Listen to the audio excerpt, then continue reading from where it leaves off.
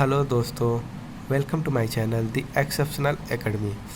आज दोस्तों हम लोग बात करेंगे टेररिज्म के मुद्दे पर कि किस तरह से आज आतंकवाद हमारे ही कंट्री नहीं बल्कि पूरी दुनिया के लिए सर दर्द और ही बहुत ज़्यादा सीरियस कंसर्न बन चुका है। अब इसके लिए अलग अलग कंट्री अपने लिए अलग अलग नियम कानून लाई है।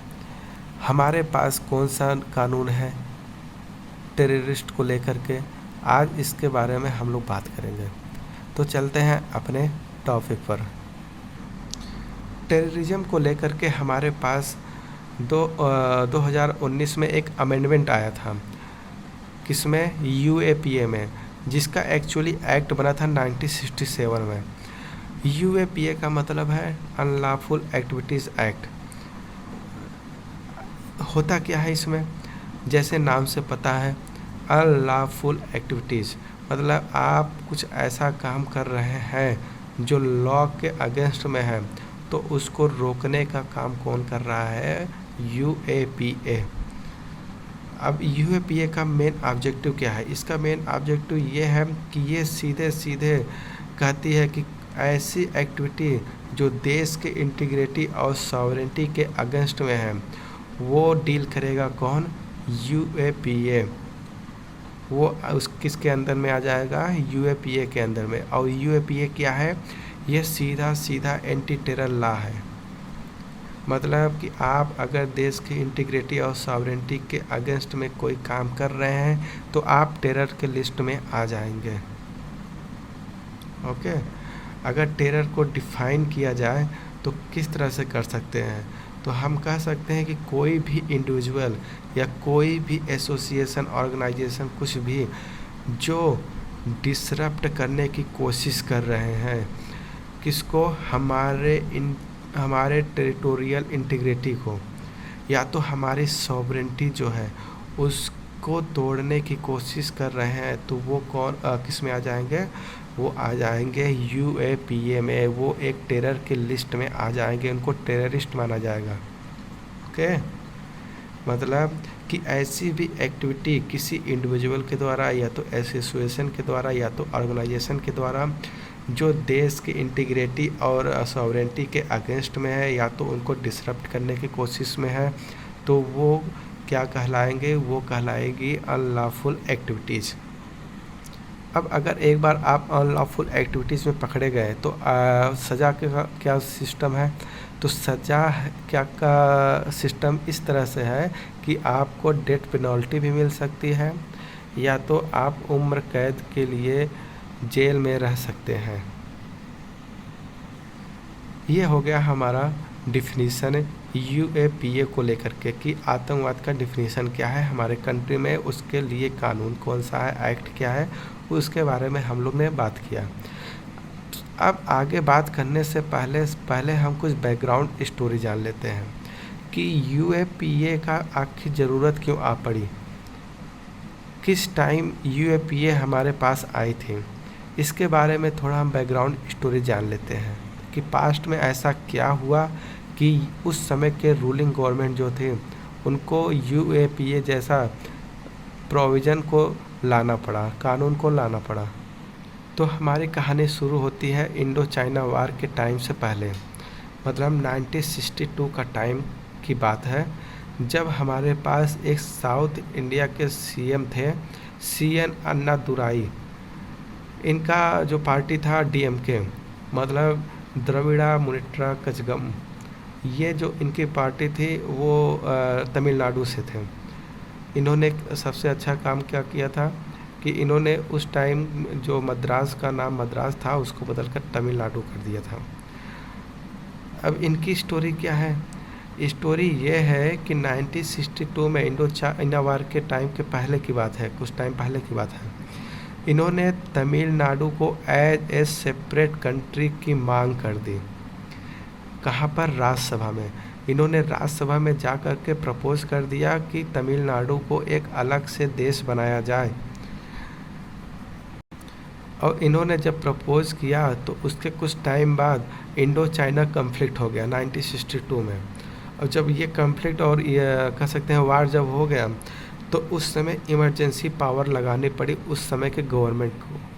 और जब इमरजेंसी पावर लगानी पड़ी तो जितने भी कह सकते फंडामेंटल राइट्स है सिटीजन को, उसको रोक दिया गया, उसको ले लिया गया उनके हाथ से।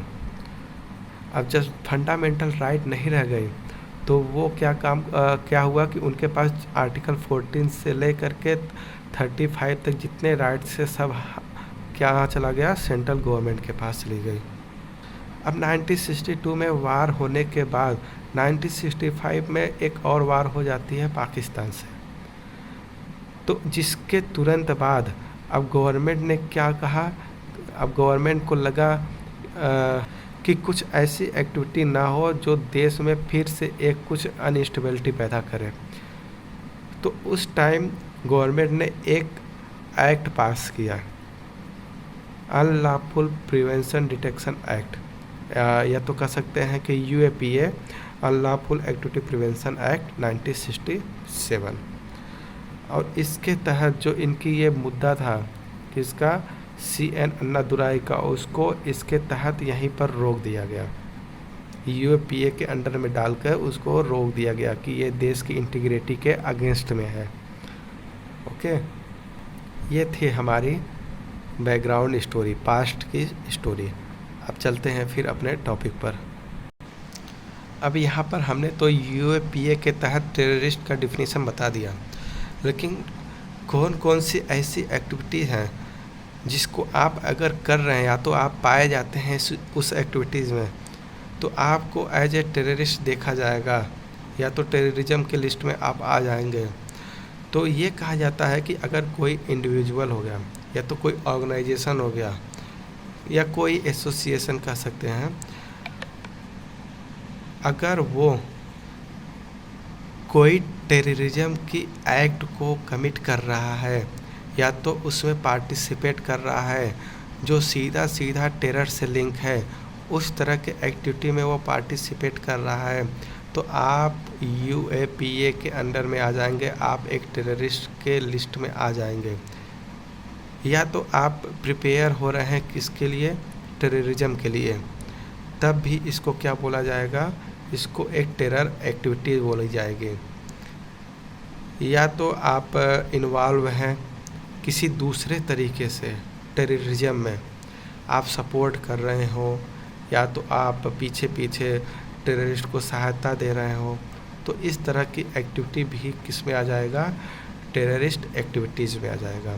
तो आप किस में देखे जाएंगे, आप UAPA एक्ट के तहत आप उसके लिस्ट में देखे जाएंगे। अब हमारे पास जो इसको लेकर के जो इन्वेस्टिगेटिंग ऑफिसर होते हैं वो किस तरह से होते हैं। देखिए, हमारे पास इसको लेकर के एक इन्वेस्टिगेटिंग एजेंसी बनाई गई है जिसका नाम है NIA, मतलब नेशनल इंटीग्रेशन एजेंसी। ये क्या काम करती है, ये टेरर के लिए ही बनाई गई है। कोई भी टेरर एक्टिविटी हुई तो NIA क्या काम करती है, उसका पता लगाने काम करती है, उनको पकड़ने में काम करती है।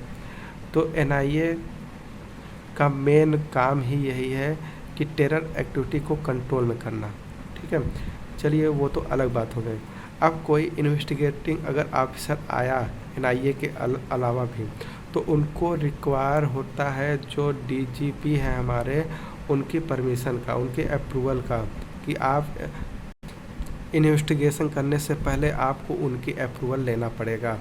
या तो किसी प्रॉपर्टी, आतंकवादी प्रॉपर्टी सीज करना है, या तो उससे रिलेटेड कोई भी ऐसी एक्टिविटी करनी है जो टेररिज्म से रिलेट है, तो आपको DGP जो है उनकी परमिशन लेनी पड़ेगी।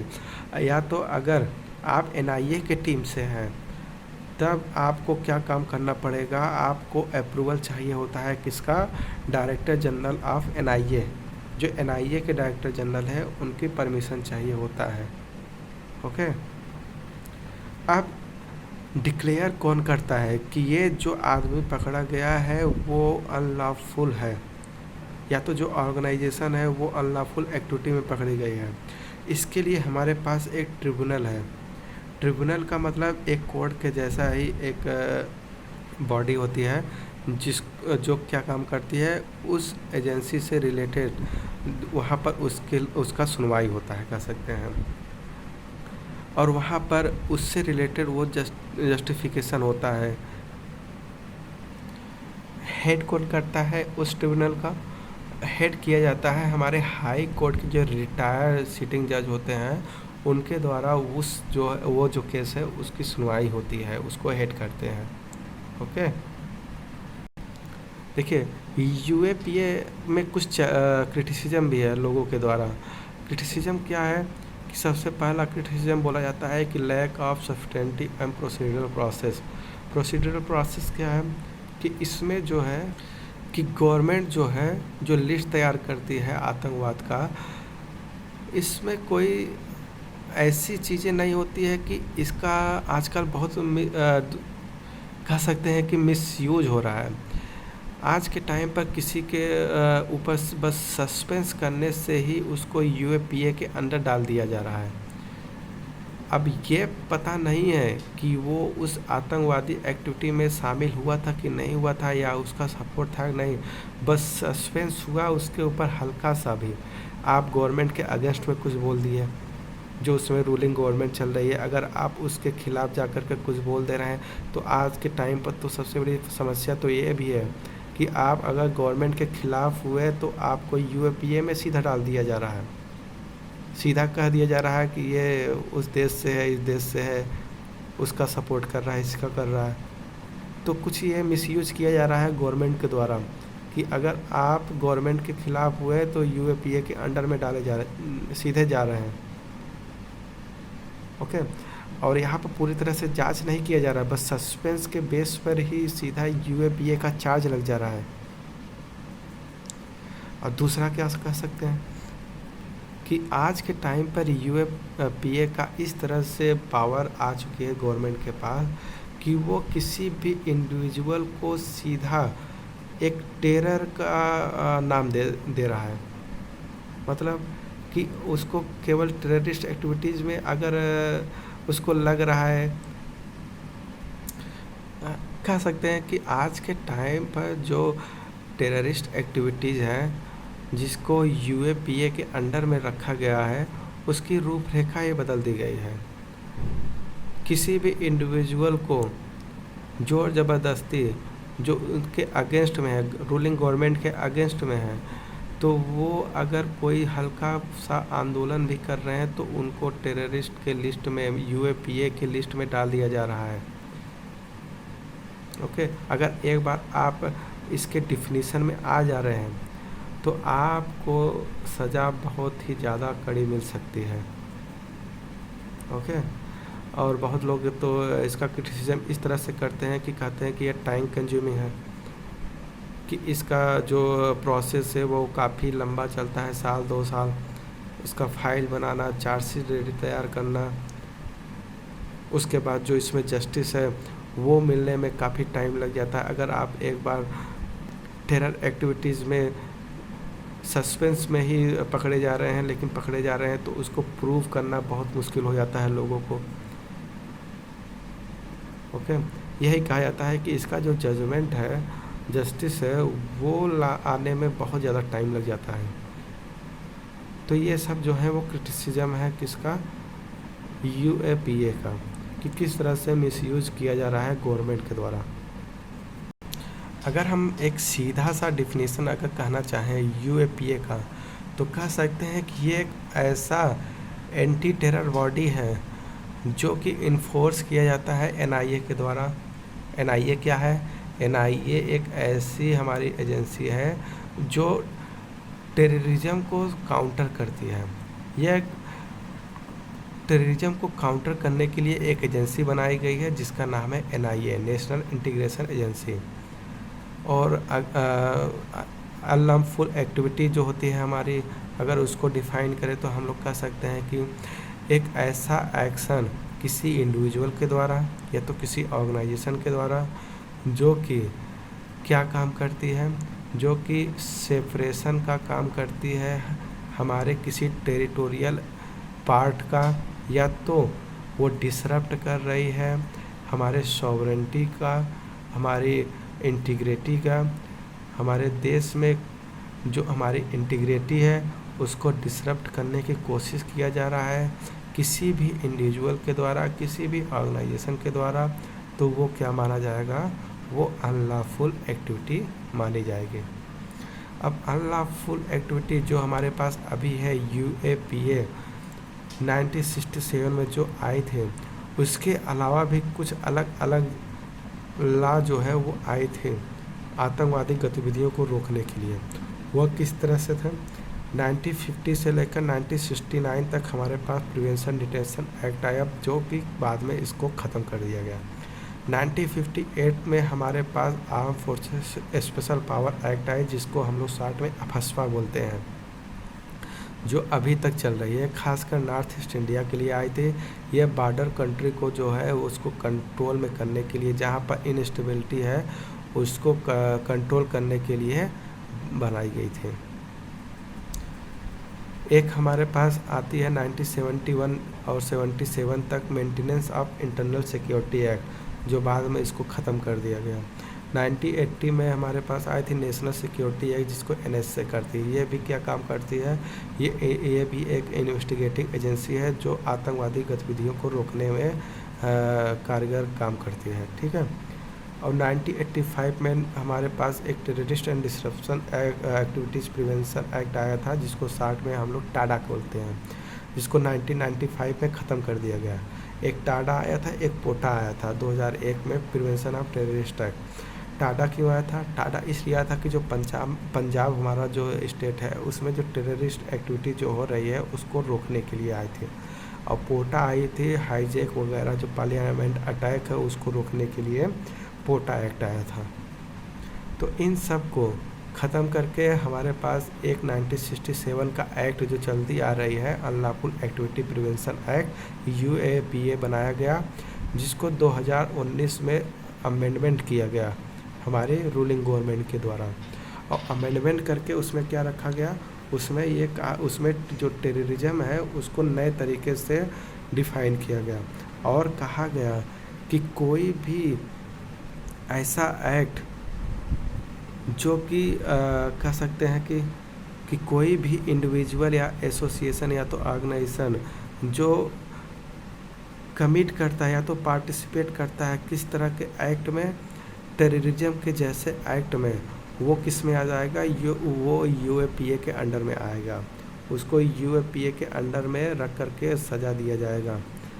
या तो वो प्रिपेयर कर रहा है या तो प्रमोट कर रहा है किसी टेररिज्म को या टेररिस्ट एक्टिविटीज़ को, ठीक है, वो किस में आ जाएगा, UAPA में आएगा।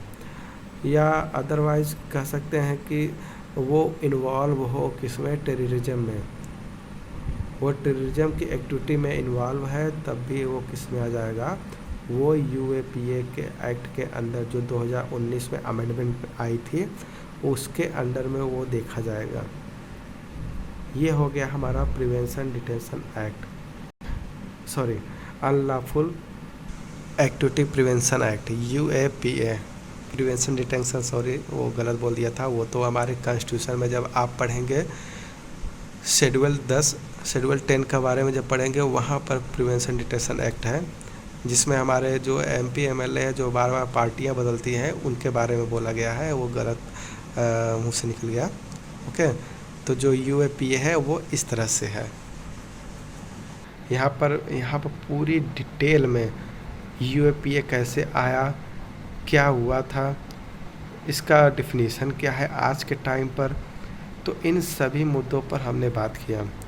तो इसको जानते रहिए आप। इसको UPSC के मेंस का GS पेपर नंबर 2 जो है पॉलिटी से सीधा लिंक करके लिख सकते हैं।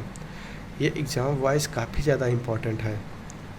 ओके, और बाकी ऐसा तो कुछ छूटा नहीं है कि और कुछ बताने लायक बचा हो, तो आपके लिए बस इतना ही। और इसको अच्छे से फिर से एक बार देख लीजिएगा वीडियो। मिलते हैं कल नए वीडियो के साथ, तब तक have a nice day, goodbye and take care.